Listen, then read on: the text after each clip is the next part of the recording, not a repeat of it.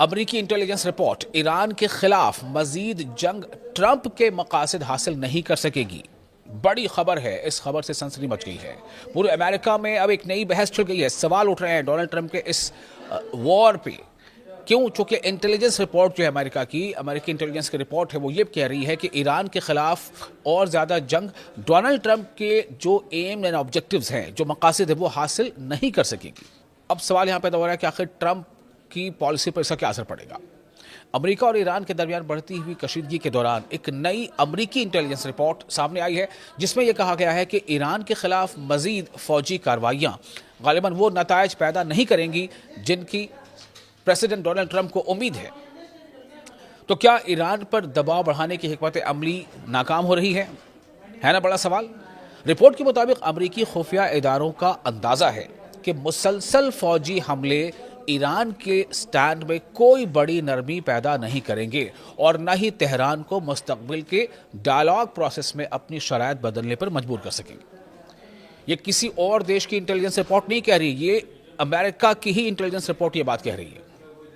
Washington post سے گفتگو کرنے والے حکام کا کہنا ہے کہ امریکی CIA کی نئی تشخیص کے مطابق شدید فضائی حملوں یعنی بہت انٹینس ایئر اسٹرائکس کے باوجود ایران پر کوئی ایسا بڑا اثر نہیں پڑا جو اس کی پالیسی یا فیصلوں کو تبدیل کر دے. حکام کے مطابق اس وقت تہران اور واشنگٹن ایک ایسی صورتحال میں پھنسے ہوئے ہیں جہاں نہ مکمل جنگ ہے اور نہ مکمل امن ہے. دونوں کنٹریز کے درمیان کشیدگی برقرار ہے، تناؤ برقرار ہے اور مستقبل غیر واضح ہے، یعنی جو فیوچر ہے وہ انسرٹن ہے. رپورٹ میں کہا گیا ہے کہ یہ صورتحال پریزیڈنٹ ڈونلڈ ٹرمپ کے لیے ایک مشکل چیلنج بن چکی ہے کیونکہ ان کی انتظامیہ ٹرمپ ایڈمنسٹریشن کا خیال تھا کہ فوجی دباؤ بڑھانے سے ایران زیادہ لچکدار رویہ اختیار کرے گا، لیکن ایسا نہیں ہوا. اب سوال کیا اٹھ رہے ہیں؟ کیا زیادہ حملے زیادہ نتائج لا سکتے ہیں؟ امریکی قومی انٹیلیجنس کے سابق سینئر افسر جوناتھن پنکوف نے اس حکمت عملی پر، اس اسٹریٹجی پر سوال اٹھاتے ہوئے کہا ہے کہ اگر واشنگٹن یہ سمجھتا ہے کہ مسلسل حملوں سے یعنی لگاتار حملوں سے ایران آخرکار جھک جائے گا تو یہ اندازہ غالباً درست نہیں ہے. یہ رپورٹ ایسے وقت میں سامنے آئی ہے جب امریکہ اور ایران کے درمیان حالیہ دنوں میں شدید فوجی جھڑپیں دیکھنے میں آئی ہیں. اطلاعات کے مطابق ایران نے امریکی حملوں کے جواب میں جارڈن اور جو پورا گلف ریجن ہے اس میں موجود امریکی فوجی انسٹالمنٹس کو، انفراسٹرکچر کو نشانہ بنایا ہے، امریکی فوجی اڈوں کو نشانہ بنایا ہے. الگ الگ رپورٹس میں امریکی فوج کو جانی اور مالی نقصان پہنچنے کا دعویٰ بھی کیا گیا ہے، اور جو امریکی سورسز ہیں ان کے مطابق کئی اہلکار ہلاک یا لاپتہ ہو گئے ہیں جبکہ کئی زخمی بھی ہوئے. کچھ ایسی بھی رپورٹس ہیں جس میں یہ بھی کہا گیا ہے کہ کئی فوجی ہیلی کاپٹر تباہ ہو گئے. وہیں دوسری جانب اپریل میں سامنے آنے والی ایک انٹیلیجنس ریسرچ رپورٹ میں بھی یہ کہا گیا تھا کہ ایران اب بھی نمایاں میزائل صلاحیت رکھتا ہے، یعنی اس کے پاس ابھی بھی جو ہے کافی زیادہ جو اس کی جو میزائل پاور ہے ایران کی وہ ابھی بھی کافی زیادہ ہے اور پورے ریجن میں بڑے پیمانے پر کارروائی کرنے کی قوت برقرار رکھتا ہے. اب سوال یہ ہے کہ کیا یہ جنگ یا پھر ڈائیلاگ فیصلہ کن موڑ کیا قریب ہے؟ رپورٹ میں یہ بھی کہا گیا ہے کہ جنگ شروع ہونے کے کچھ ہی دن بعد امریکی انٹیلیجنس نے یہ اندازہ لگایا تھا کہ ایران میں حکومت کی تبدیلی کا منصوبہ کامیاب ہونے کے امکانات کم ہیں، اور اسی بیچ ایران نے ایک بار پھر اپنے سٹینڈ کو دہرایا ہے اور کہا ہے کہ وہ اپنی شرائط سے، اپنی شرطوں سے پیچھے نہیں ہٹے گا. ادھر پریزیڈنٹ ڈونلڈ ٹرمپ حالیہ دنوں میں ایران کے پاور اسٹیشنز، پلوں اور توانائی کے ڈھانچوں کو نشانہ بنانے کی دھمکیاں بھی دے چکے ہیں.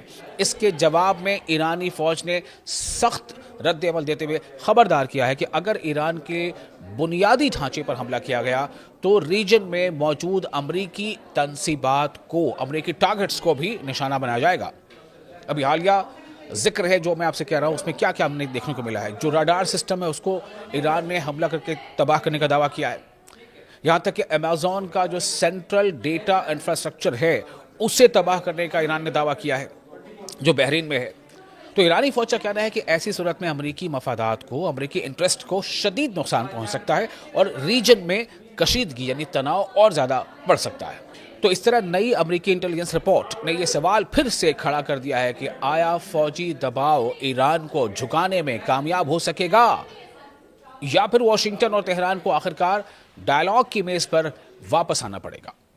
فی الحال دونوں دیشوں کے درمیان صورتحال انتہائی نازک ہے اور دنیا کی نظریں اس بحران کے، اس سنکٹ کے اگلے مرحلے پر جمی ہوئی ہیں۔ آپ دیکھ رہے ہیں نیوز 18 کا سوشل میڈیا پلیٹ فارم، میں ہوں آپ کا میزبان وصال اعظم۔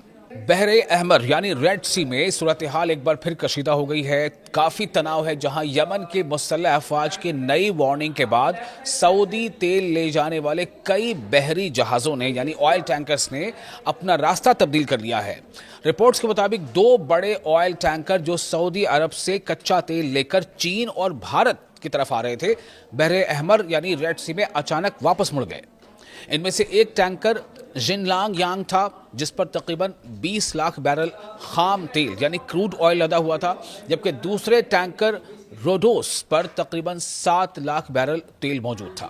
یہ دونوں جہاز باب المندب اسٹریٹ آف ہارمز آبنا یعنی کہ باب المندب آبنائے کی طرف بڑھنے کے بجائے دوبارہ سویز کینال کے سمت روانہ ہو گئے، چونکہ باب المندب کو یمن نے ناکہ بندی کر رکھی ہے سعودی کے جہازوں کے خلاف۔ آپ دیکھ رہے ہیں نیوز 18 کا سوشل میڈیا پلیٹ فارم، میں ہوں وصال اعظم۔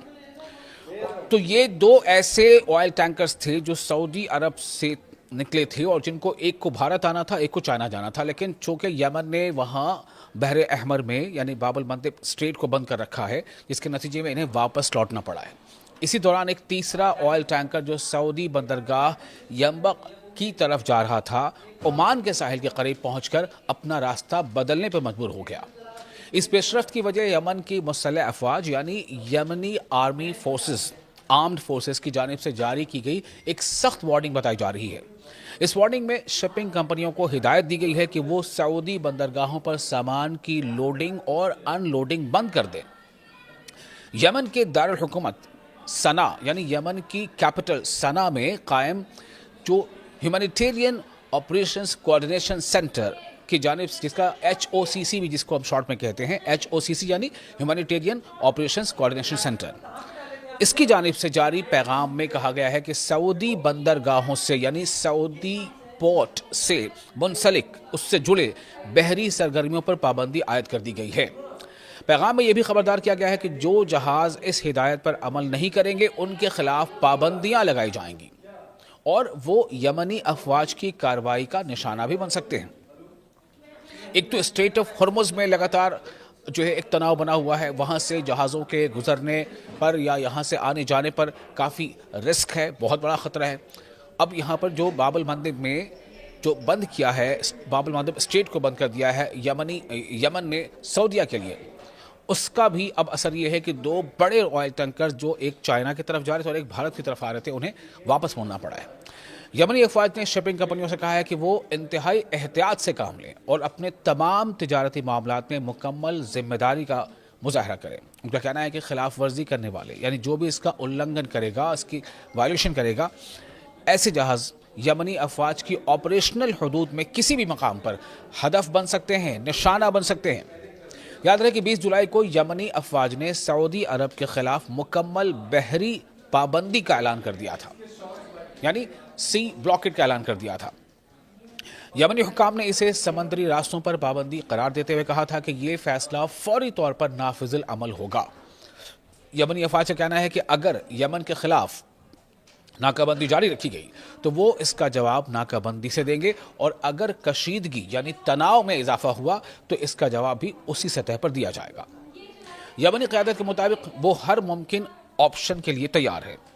واضح ہے کہ سعودی عرب نے 2015 میں یمن میں فوجی مداخلت کا آغاز کیا تھا، انٹرونشن کا آغاز کیا تھا۔ اس کے بعد سے یمن کی بندرگاہوں اور ہوائی اڈوں پر مختلف پابندیاں برقرار ہیں، جبکہ کئی عالمی ادارے یعنی ورلڈ آرگنائزیشنز یمن کو دنیا کے بدترین انسانی بحرانوں میں سے ایک قرار دے چکے ہیں۔